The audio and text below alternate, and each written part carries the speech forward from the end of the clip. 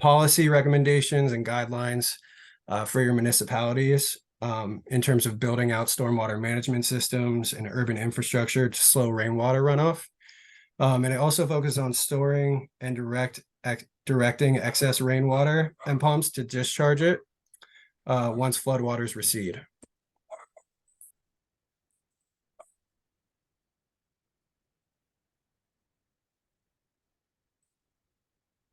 As the project progressed, it was decided that the federal government's funding from HUD go towards the larger resist portion of the concept, and that's what we're really here to talk about today. In the meantime, the municipalities leveraged the existing planning that we did and the EIS, environmental impact and feasibility study work to move forward with the DSD components. And as many of you probably know, I just want to give a shout out that Hoboken has done a phenomenal job already in delivering on many of its commitments in terms of taking the lead with the delay store discharge work.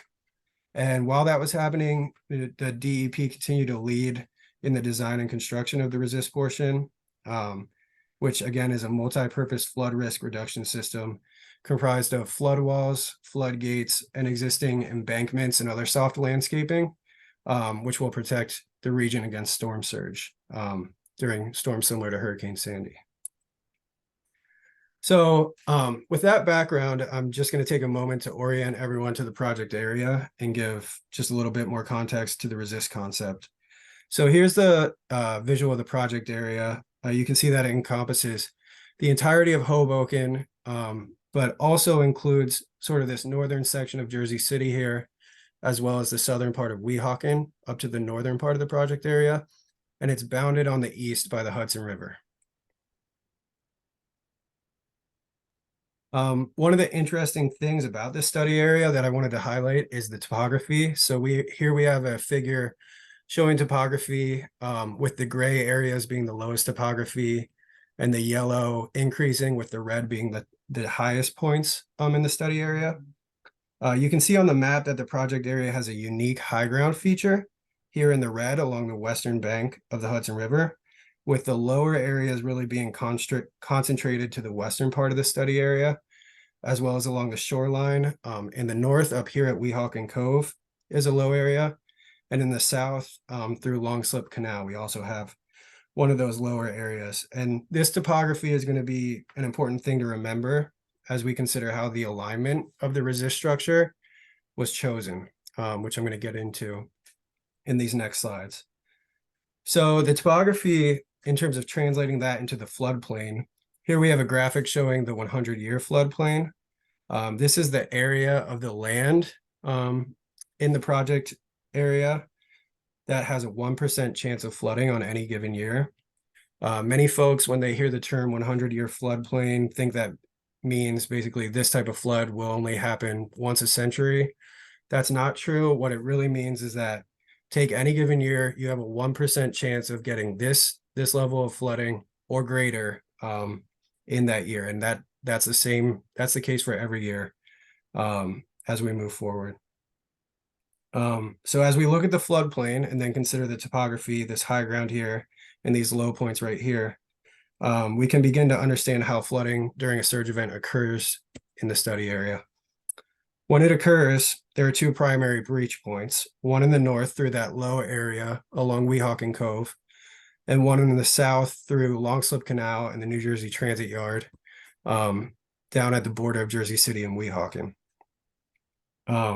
Water enters through these two breach points, and then it fills up the lower lying areas in the west of the study area, almost like a bathtub.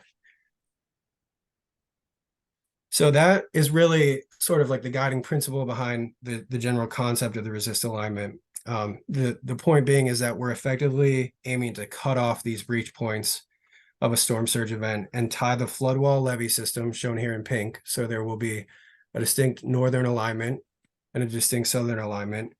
We're going to be tying those in to the existing high ground that I showed you here, effectively shielding the study area from surge-induced flooding threats. One of the questions that we've been getting over the past few weeks in terms of visuals like this and thinking about the general concept is, whether or not this will create a scenario where the unprotected portions outside of the resist alignment, so along here and along here, will experience worse flooding as a result of the project. The simple answer to this is no. The project is located in a tidal flood fringe. That means it's a tidally dominated area. So the Hudson River is actually tidal, as I'm sure many of you know, in this region. And in places like these, the flood elevation generated during a storm surge is really governed by, the height and the elevation of the Hudson River and the Atlantic Ocean as that storm surge pushes in. And so when we think about that, the amount of water that we're actually keeping out of the study area and on the unprotected side of the wall with the rest of the Atlantic Ocean and Hudson River tidal waters is effectively analogous to, dropping a grain of rice into a bathtub. The displacement that you're getting by keeping that water out and with the rest of the Hudson River and Atlantic Ocean is negligible, and you're not seeing an increase in flooding on that exterior portion of the wall. But please don't take my word for it. We've supported this with extensive coastal modeling efforts performed by the team throughout the feasibility and design phase. And we've produced a flood risk report that clearly lays this out, and it can be found on our website. So I encourage you to look at that. With that said, this is just a really good figure showing exactly what I mean when I talk about the line of protection. You can see that these solid lines here represent the hard and soft infrastructure that we're going to be building and tying into: embankments, flood walls, floodgates. And you can also see this dashed line here represents that high ground topography that we're actually using as part of the system in itself, which is a really great concept, and the execution will be exciting to see. If I go to the next slide. So now that we've sort of discussed the general concept of the project, I just want to also note that there are two distinct components to this resist portion of the project, but both are essential and critical. As we talked about, the resist alignment shown in pink is going to be a flood wall levee system. It's going to have floodgates primarily across streets, roadways, other access points that need to be available when there isn't a storm. And those floodgates are going to be open 99.9% of the time. Only during severe weather where a large storm surge event is occurring, that is the point at which we will close those gates. So 99% of the time, those floodgates are going to be open. You'll also see the other component of this resist project are these yellow lines here. And if you look at the legend, it's a sewer system modification. This was the first component of the broader resist concept. It's already been constructed. One of the concerns when we were designing the project was that although we're creating a lot of protection, the location of the resist alignment away from the shoreline, set back a bit, creates a situation where portions of Hoboken's existing combined sewer system, so the sewer system in Hoboken is combined stormwater and sanitary, and portions of that are actually going to be on the exterior side or the unprotected side of the resist alignment. Those inlets and manholes can be subject to inundation by storm surge and during times of tidal flooding. And that could actually allow water to breach the line of protection and flood both the interior portions of the city as well as back up into the North Hudson Sewage Authority's wastewater treatment plant. So to prevent this, what we actually did over the past 2 years was separate the combined system into stormwater and sanitary lines, distinct and separate from one another. We took the existing inlets and disconnected them from the combined sewer system, and a new stormwater system was installed, leaving the existing system in place to serve only a sanitary one. We also watertight. We created a situation where the manholes were basically sealed and watertight. This will prevent water from entering the remaining combined system. It's going to prevent the tidal surge backflow into the combined system and basically allow the whole resist alignment unit to work cohesively and not be subverted through that underground sewer system. Should be noted that this new stormwater system we installed, it's going to collect that stormwater once the flooding during a severe flood abates, it will then go through that stormwater system only. Meanwhile, the sanitary system will be functioning just as it should be throughout the entire storm, which was not the case during Hurricane Sandy. So here, as I said, this SSM sewer system modification work was completed in the summer of 2022. I have some fast facts here on what we installed. If you're interested in some really interesting pictures, here you can see one of the stormwater treatment units that we installed. And I just want to say that I think one of the great things about the New Jersey DEP performing this smaller, but still critical project earlier in the project timeline, we were able to take a lot of lessons learned in terms of working in a very dense urban historic city like Hoboken, whether it be dealing with utility conflicts or interacting with you, the residents.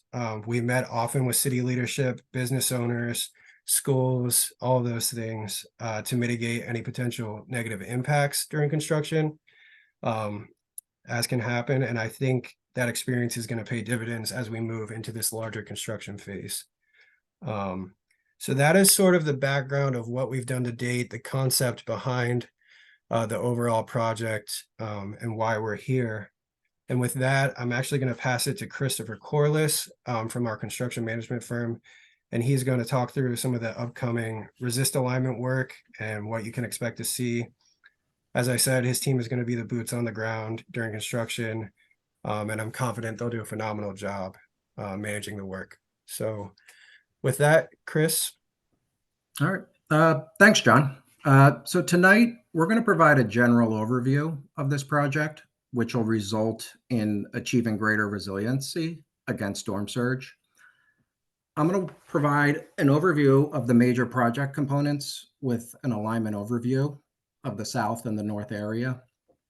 Then I'm going to cover how construction will generally proceed, followed by when and where construction is anticipated. I'll wrap up with quality of life items and public outreach.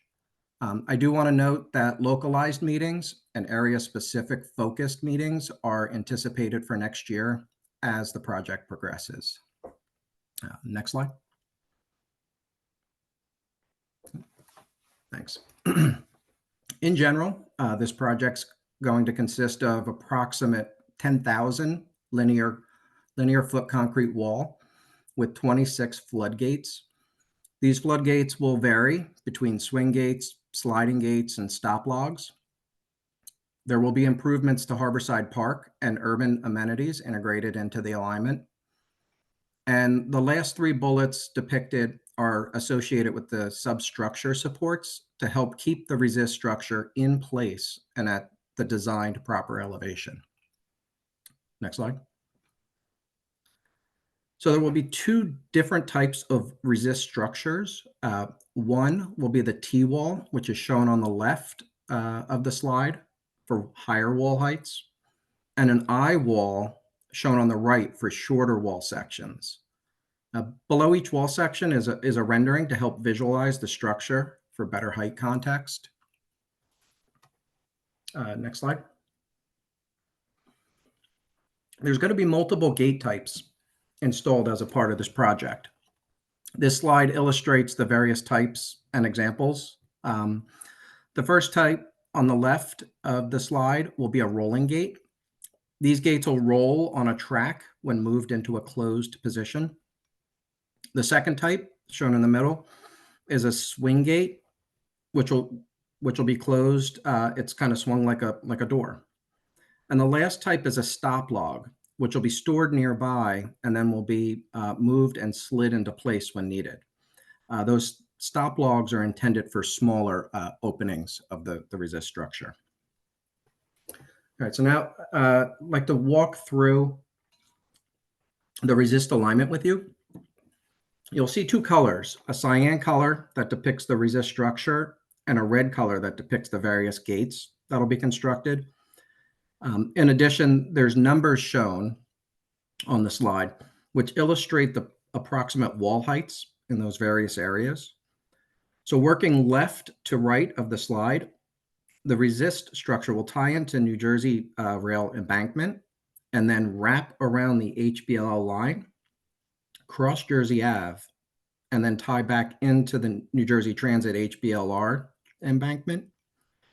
There'll be a gate and structure that tie into the embankment on Grove Street. On Marin, the resist structure will end in the embankment, cross Marin Boulevard, and then proceed through the New Jersey Transit Yard, located along Observer Highway. Then cross Observer by Washington Street and head up Washington Street to terminate prior to Newark Street. There are two additional sections in Jersey City, located along 18th Street and Marin, that will also tie into transit and HBLR embankment structures. Next slide. On the north side, I'll again work from left to right. Structure starts on Washington Street between 13th and 14th, proceeds past 14th Street, and then turns up through the alleyway to Bloomfield Street, then continue towards Garden Street, where the alignment will turn and head towards the park. The alignment will dissect Harborside Park and head towards Harbor Boulevard.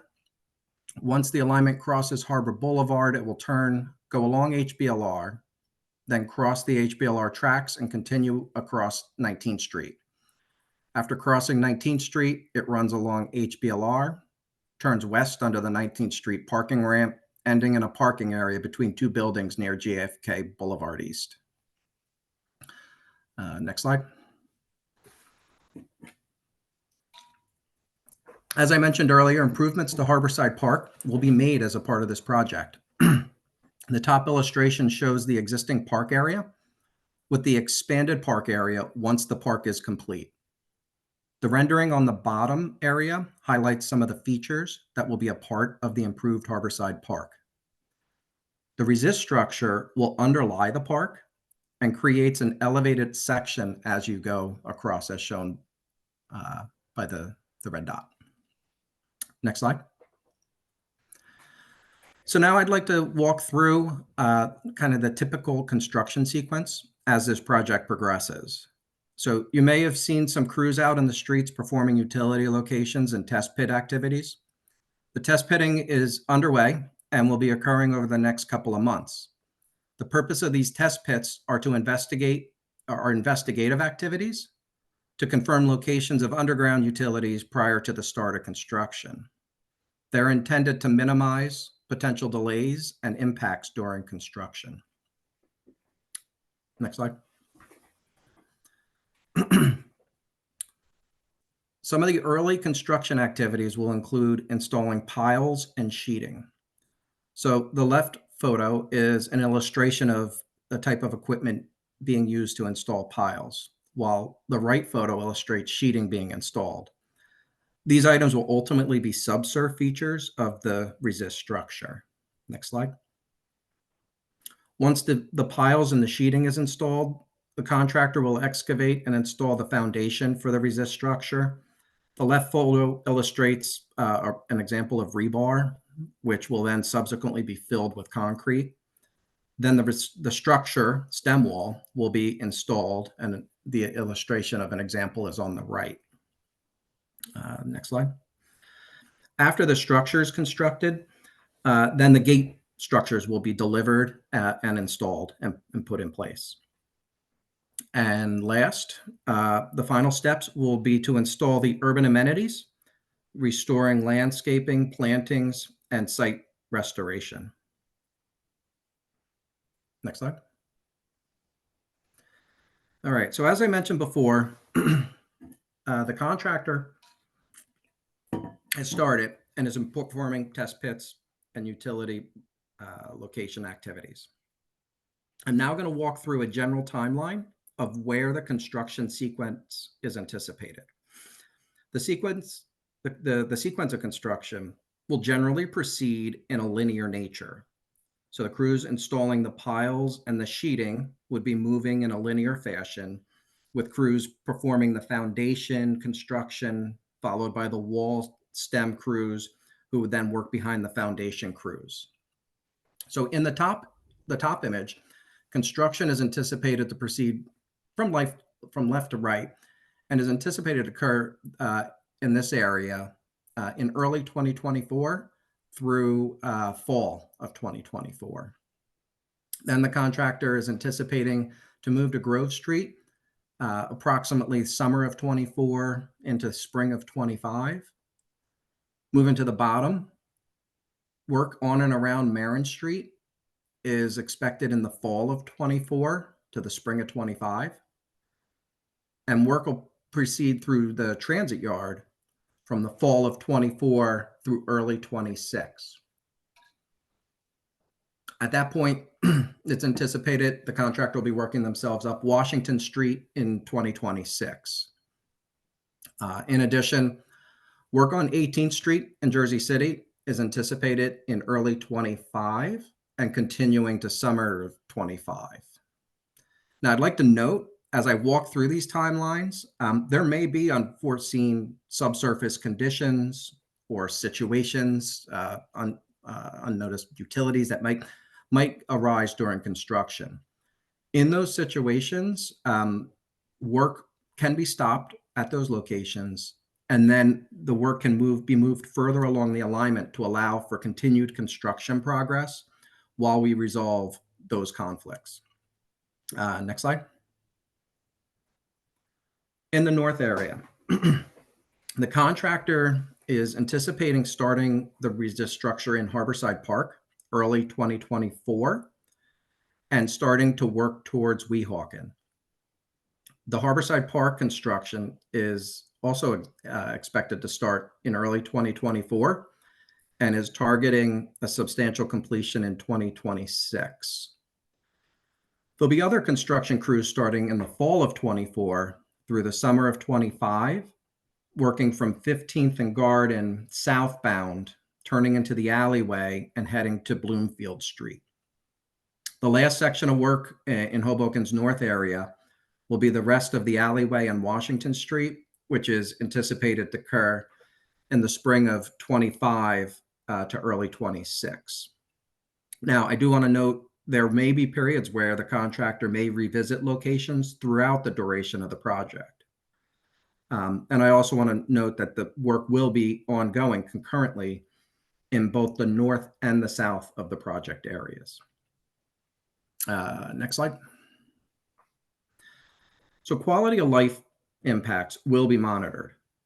The construction work will be performed within the permissible noise and vibration levels and will be constantly monitored. The contractor will be implementing their submitted approved plans for noise, dust, vibration control, and monitoring. In the event noise, vibration, or dust levels exceed acceptable limits, the contractor will advise the construction manager immediately and appropriate action will be taken. Next slide. Traffic maintenance and protection will be going on throughout the project. Periodic lane shifts and/or lane closures will be in close coordination with Hoboken Police Department. In addition, Hoboken Police Department will assist with traffic flow for any lane closures and provide traffic control officers to guide pedestrians.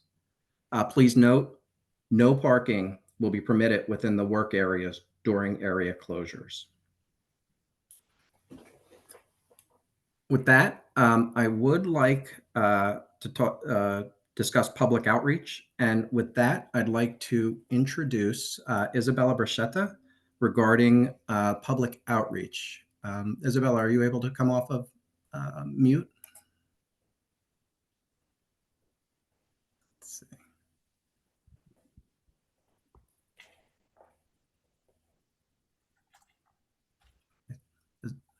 I see you're off mute.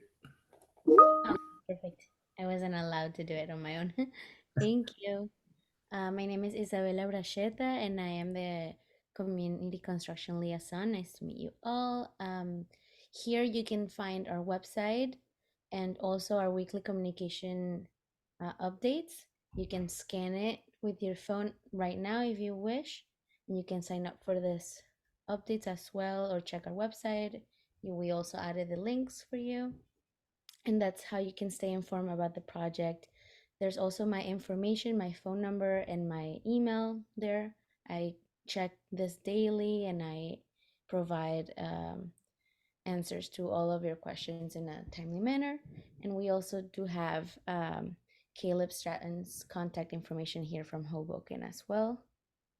And yeah.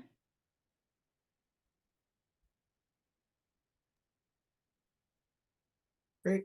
Thanks, Isabella. With that, I think I'm sure many of you have questions. I'm not sure how someone drew on the slides, but I don't know if everyone else can see that. But Caleb, did you want to maybe transition to the Q&A, or do you have any? Sure. So I just enabled the chat feature. So anyone who's on the call right now, you can chat with the host, send us a direct message, and then I think that either I or we'll direct it to the DEP the best we can. If there's any questions about what we're doing, how we're doing it, or if there's anything that we didn't cover during the conversation today. I see a lot of familiar folks that are on the call, and a lot of new folks to the call. So thanks everyone for joining this evening.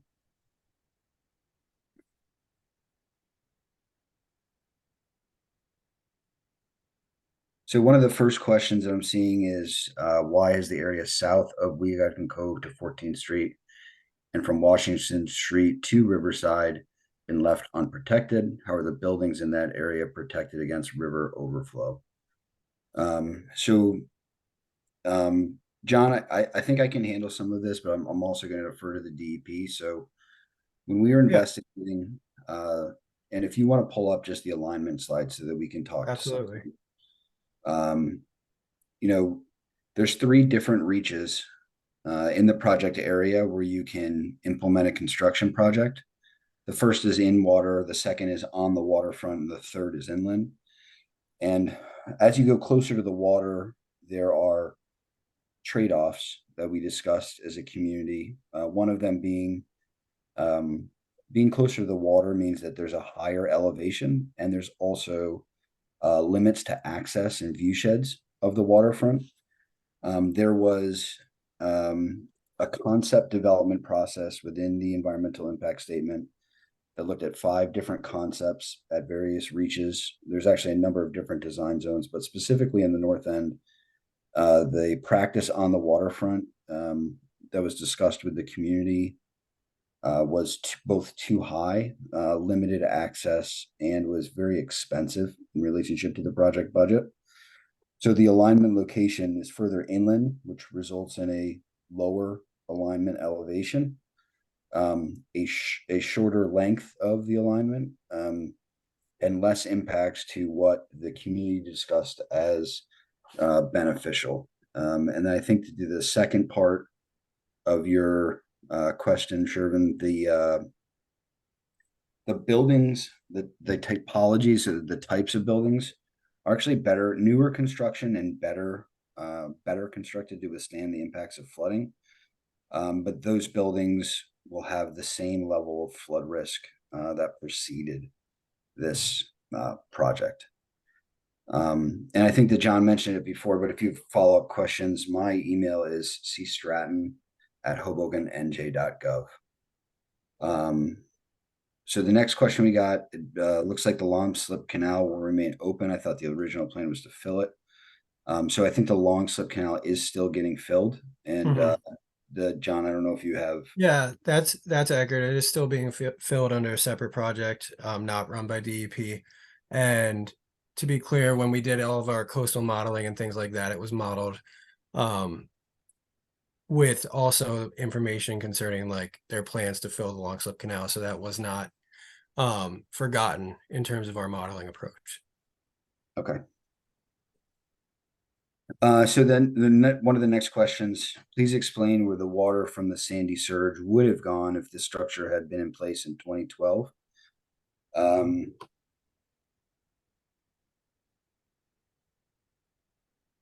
This is a complicated question, but I think that rather than where would it have gone, an answer would be it would not have entered the city of Hoboken. So John had talked about this before, but the concept of displacement in a coastal floodplain specifically is that the water actually doesn't move to other areas within the tide basin. It's that it simply rises to the surge elevation and then recedes during the tide cycle. Mhm. And so there is a model, and I think I'll put it in the chat later, but there's a model that the Stevens Institute of Technology did that showed kind of what had happened during Sandy.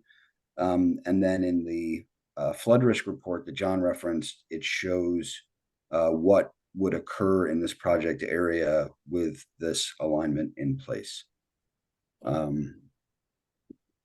So next question, TF, this might be Councilwoman Fisher. What is the communications plan to have run in the 15th Street area in the north section?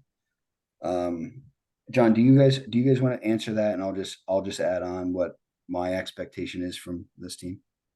Yeah, well, first and foremost, we absolutely expect the contractor to be considerate of businesses, residents, homes, schools in terms of maintaining access and limiting noise, vibration, all of those things as much as possible. In terms of outreach, I think the DEP has demonstrated it on this past sewer system modification contract, but we are entirely open to having, smaller neighborhood discussions in terms of, pinch points or, critical areas or items that need to be considered in terms of access, whether it be school drop-offs or, resident move outs from large apartment buildings, things like that. And logistically, I think that those conversations will be better suited as we know that, when we know certain heavier construction activities are going to be coming to those specific areas.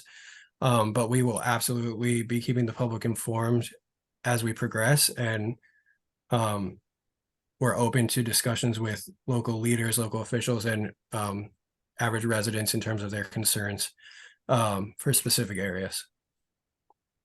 And I guess what I'll also offer is that anyone on this call or any associations that want to be engaged, it's pretty easy for us to either come to the building directly or to host a Zoom meeting that we find sometimes are better attended. When we did the storm sewer modification contract, we hosted those meetings preceding heavy construction activities in both the second ward and in the first ward down south, and we intend to implement the same communications plan both on the DEP side and the city of Hoboken side. So on the city side, that includes weekly construction updates, as well as direct access to myself and our engineering team that's working on the project. So I guess another one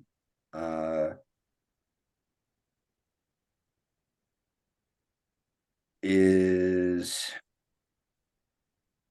on the rollout. This is from Carter, of pile driving taking place after school or during summer. John, I'll defer to you guys on how we're going to work on scheduling and how we make those decisions. Do you guys have a response for that? Sure. I will note, first of all, there are two distinct types of piles that we're going to be installing. One are those regular H piles, which are the classic pile driver. The other are a little bit less noisy. It's the micro piles, which are actually screwed into the subsurface. That said, in terms of schedule, we will obviously do the best that we can to minimize disruption to schools and things like that. I cannot guarantee that there won't be some pile driving occurring during school hours, but we're open to having discussions about folks' concerns about that, and then we can in turn have conversations with our contractor. But I do want to be clear about expectations that there is going to be some disruption relating to noise, but we're absolutely committed to trying to minimize that as much as we can throughout the duration of construction. Yeah, and Carter, I'll just add that I think that there's a meeting on the 27th for the board of Elysian Charter School this month, and Susan Grierson's invited me to come and present to the board and walk through this presentation again. And I think that you're aware that the more articulate the school can be about its needs, its hours of operations, the particularly sensitive times, the more that we can be responsive to those needs. Next question is from Eduardo Gonzalez. In the north alignment construction begins, what precautions are going to be taken as it relates to potentially harmful air particles, dust being released and going into the air vents? As with all of Hoboken, odds are that once you start digging, the soil is toxic. So a lot of this was addressed in the environmental impact statement, but there's also construction specifications. John, do you want to speak to what the team is going to be doing to make sure that if there's areas of concern, they're being addressed? And you can go to that slide too, I think. Yeah. The construction management firm who Chris was representing during this presentation is going to have inspectors on the ground anytime the contractor's out there monitoring the work. And while they are out there, they're also going to be making sure that the construction contractor is not only performing the necessary mitigation procedures that were outlined in the specification in terms of mitigating for soil erosion, sediment control, dust, but also monitoring it in the event that those dust particles ever exceed acceptable limits as defined in the contract. There will immediately be measures taken to rectify that, whether it means more aggressive mitigation measures or figuring something else out. We have very experienced contractors as well as construction management folks on the ground, so they understand how to navigate through these types of instances and get back to a place where we are keeping dust and things like that to an acceptable level and under control. If whoever sent this question wants to discuss more about the dust control, I'm happy to take that offline too and talk in more detail about what those plans and monitoring entail. And I'll also offer that in Harborside Park specifically, the city just completed its remediation efforts so that as DEP does construction, they're not doing remediation activities as part of construction. They're doing construction in the park. So we chose to resolve known issues in that area because of soil contamination. So I think that that was one opportunity preceding this construction activity that we saw to minimize those potential impacts. So another question about Elysian Charter School, where the kids are going to play during construction. This is an issue that's come up many times. The city is offering whatever resources it has to the DEP, specifically the park at 1600. And then if that is not adequate, we are going to consider other alternatives that are adjacent or very close to the school, but it's part of an ongoing conversation. So Stephen, I understand that we waste outside protection in the north side, but there was some talk of some sort of mitigation assistance for those buildings left outside of protection. The city has published 2 different design guidelines related to improvements that can be made to harden buildings, both to storm surge and to rainfall. I think that's a question that you and I can discuss separately if your building or if other buildings are concerned about the potential impacts of storm surge. There are resources that I can point you towards. Next question. Does the project confer any protections for Jersey City or Weehawken or only Hoboken? So the project area does mitigate risk to the shades area of Weehawken, as well as reduced risk in Jersey City at the Newport area, as well as Soho, which is kind of like the area north of the Holland Tunnel and south of the heavy rail. And in Jersey City specifically, it's a reduction of flood depth.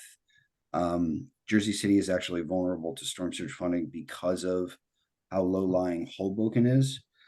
So by closing the area underneath the heavy rail, as well as preventing water from going through the long slip canal, the volume of water that Jersey City is exposed to is much lower. And we're projecting anywhere from 1 to 3 foot reduction flood depth in that area during a coastal storm surge. And that's, again, in reference to the 100-year storm.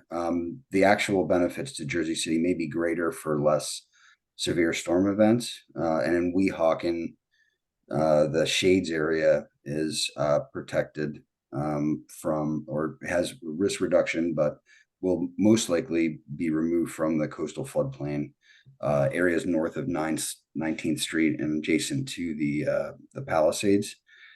The second part of the question, what are the construction impacts on Hoboken police staffing, and when complete on city staff to manage gates? So Chris's team and Matt, the construction managers, coordinate in advance. The city has a finite number of outside police employment positions on any given day that can be manage many different sites. But because this is a critical path infrastructure project as well as a state project, we're putting this project at a high priority, but also working to actively manage what other either private or public projects move forward. So we anticipate having an effect, but because of the sequencing of construction, I don't think that effect is going to be necessarily significant. And then managing the gates, the process for doing that is still not decided, but we do have a responsibility, working probably with maybe another utility in the area, or using a contractor that's familiar with operating the gates. But I do not anticipate a circumstance where it's city staff per se. It's more likely going to be at city direction. So like maybe myself or members of the emergency management team, or even members of a Department of Environmental Services that are engaged during emergencies, but not physically performing the work, but directing it.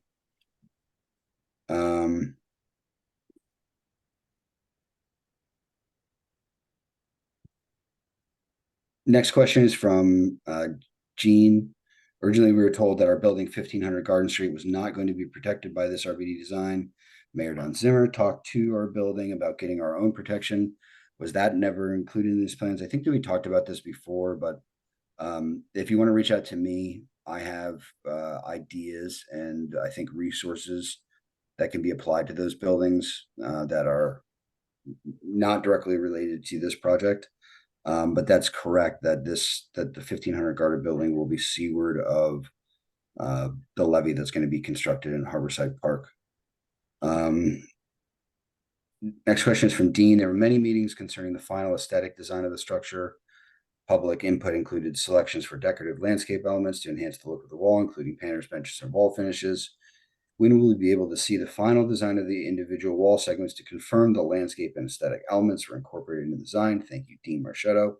It's a great question. Dean, John, do you guys want to take that one?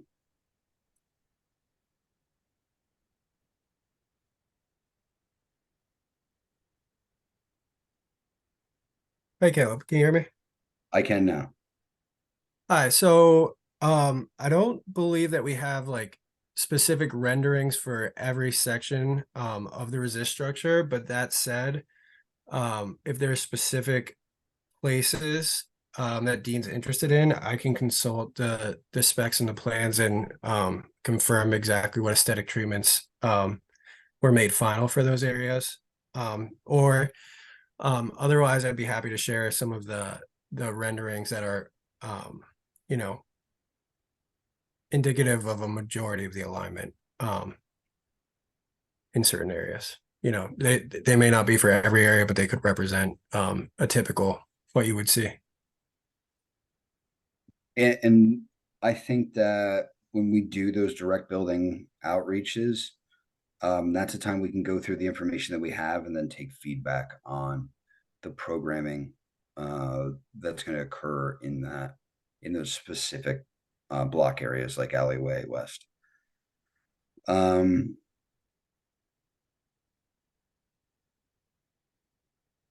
There's a question, John Kerry. There have been discussions in regarding to modifying 15th Street between Park and Willow Ave.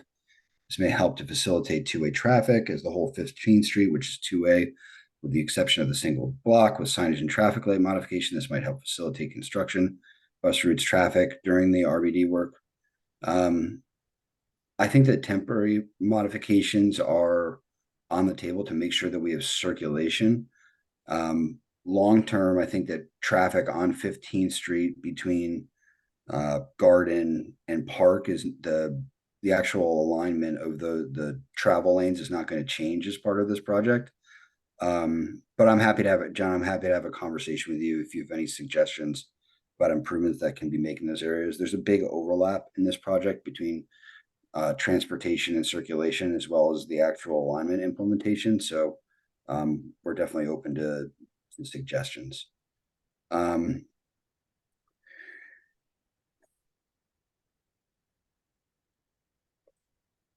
more comments. Councilwoman Fisher, can I make a recommendation? Have a local meeting to review the aesthetics?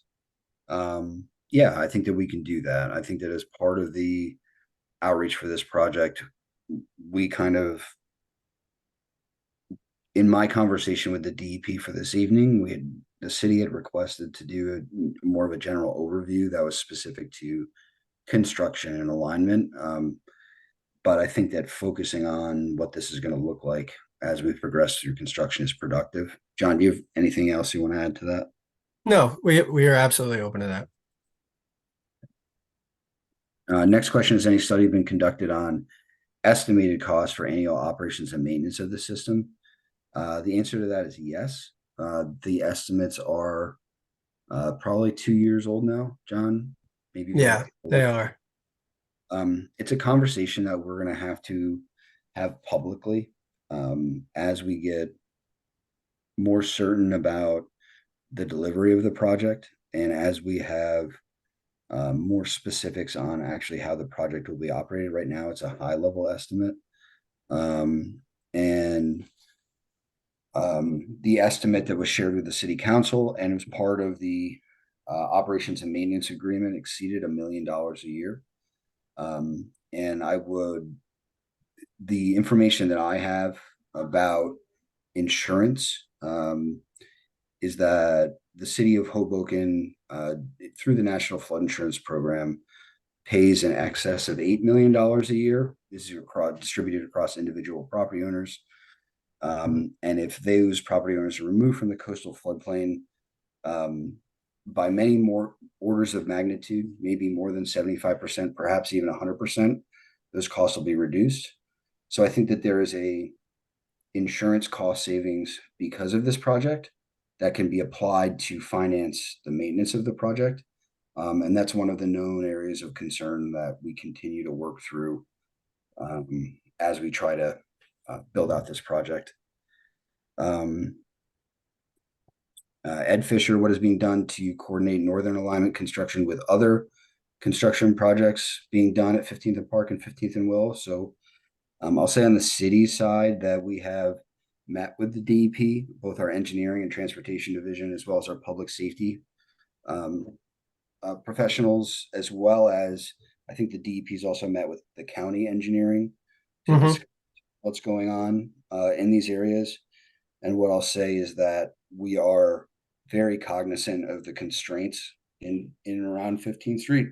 And John, I don't want to speak for you, but how would you represent the conversations that you've had with the city and the county? Cooperative, and I think it's about laying it all out on the table and making sure all the parties understand what's planned for these areas and coordinating on minimizing the disruption. We also have conversations with other transportation authorities who are doing projects a little bit further north with that same sentiment of making sure we're sharing and keeping everyone up to date on plans so that we're not in the way of each other and we're not disrupting flow of traffic and quality of life too much. Great. Thank you, John. I got a question from Jeannie. Just curious, when our building is not protected, how does that affect our ability to obtain flood or hurricane insurance? Can you come to our building lounge to discuss this with our residents? I'd be happy to. And if you have an existing flood insurance policy, you'll be able to renew it. If you want to obtain a new flood insurance policy, you'll be able to obtain one. The construction of this project does not modify property owner interests in securing insurance if they want to purchase flood insurance.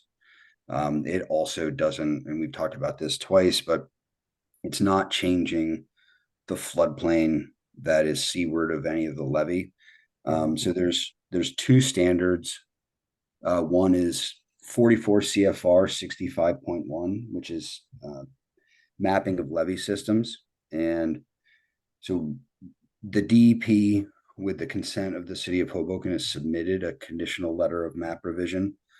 What that does is that modifies the floodplain that is landward of the levee, so like west of the pink line here.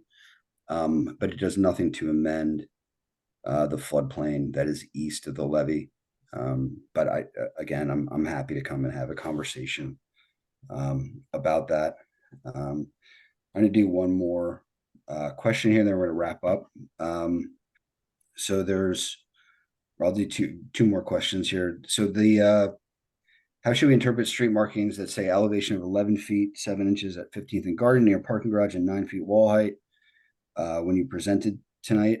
Ed, I think that there is a descending elevation height that goes across 15th Street from the park being at 11 feet down to the tie-in at the corner, the southeast corner of Garden and 15th.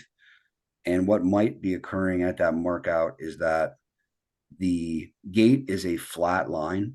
So if there's a descending wall height, you might have a gate that's actually higher than the feature it's tying into, because the topography is increasing in elevation as you go further south in that area.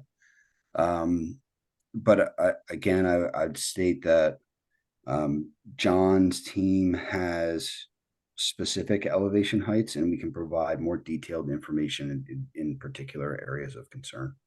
And I think that after this conversation, the expectation would be that we would meet with 1500 Garden to discuss different specific issues related to that building. iPhone Steve, can we arrange a meeting to discuss the area at 1301 Washington Street, Hoboken Community Center? Yeah, we can. Again, my email is, I'm going to put it in the chat here. cstratton@hobokennj.com. If you want to send me a note, I'd be happy to continue the conversation.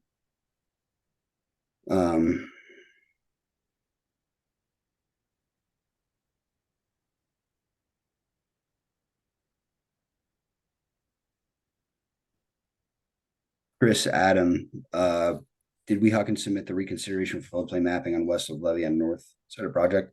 I don't know the answer to that. John? I do not know the answer to that. I'm not sure if anyone else on my team does. We had the conditional letter of map revision.